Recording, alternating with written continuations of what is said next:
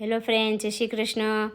લસણ ડુંગળી વગરનું એકદમ ટેસ્ટી રીંગણ બટેટાનું શાક બનાવશું. તો જે લગ્ન પ્રસંગમાં રસોઈયા બનાવે છે એ જ રીતથી એ જ મસાલાથી આપણે રીંગણ બટેટાનું એકદમ ટેસ્ટી એવું શાક બનાવશું.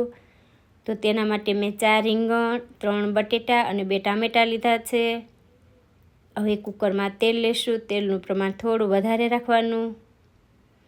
હવે તેલ ગરમ થાય છે તે આપણે બટેટાના ટુકડા કરશું. તો બટેટાની છાલ કાઢવાની નથી, છાલ હોતા જ બટેટાના ટુકડા કરવાના અને આ ટુકડા થોડા મોટા રાખવાના.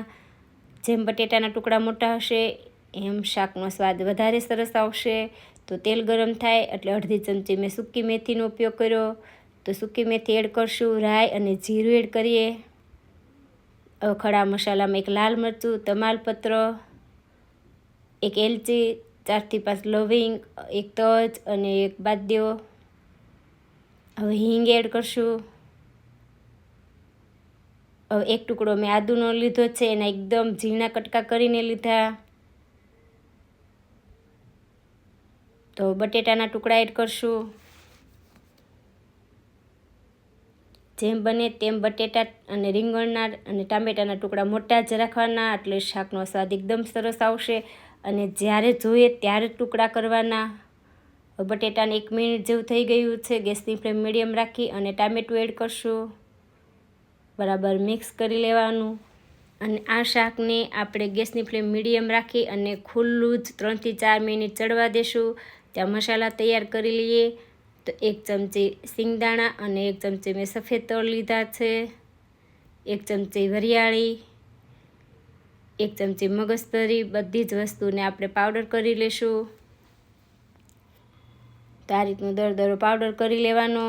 હવે આ પાવડરને સાઈડમાં રાખશું. તો બટેટામાં મસાલા કરીએ. હળદર, ધાણા જીરું, કાશ્મીરી લાલ મરચું અને તીખું મરચું બંને લીધા છે. સ્વાદ અનુસાર મીઠું. 1 ગોળનો ટુકડો લેશું. આ શાક સ્વાદમાં થોડું ગળ્યું જ હોય છે એટલે ગોળ જ લેવાનો. ગોળનો સ્વાદ એકદમ સરસ આવશે.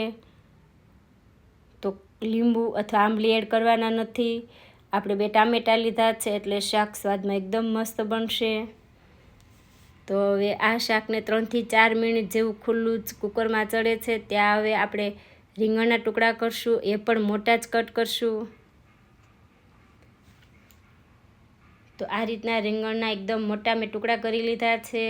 તો હવે બટેટામાં એડ કરશું. બરાબર મિક્સ કરી અને 1 મિનિટ જેવું થાય ત્યાં સુધી હવે ખુલ્લું ચડવા દેશું. પહેલાં 4 મિનિટ ચડવા દીધી, પાછી 1 મિનિટ, એટલે કુલ મેં ખુલ્લું જ આ શાકને 5 મિનિટ ચડવા દીધું. હવે થોડો ગરમ મસાલો એડ કરશું અને અડધા ગ્લાસ જેટલું પાણી એડ કર્યું છે. તમારે વધારે શાકમાં રસો જોતો હોય તો વધારે એડ કરવાનું. તો બરાબર મિક્સ કરી અને જે આપણે મસાલો બનાવ્યો છે એ 2 ચમચી હું એડ કરીશ.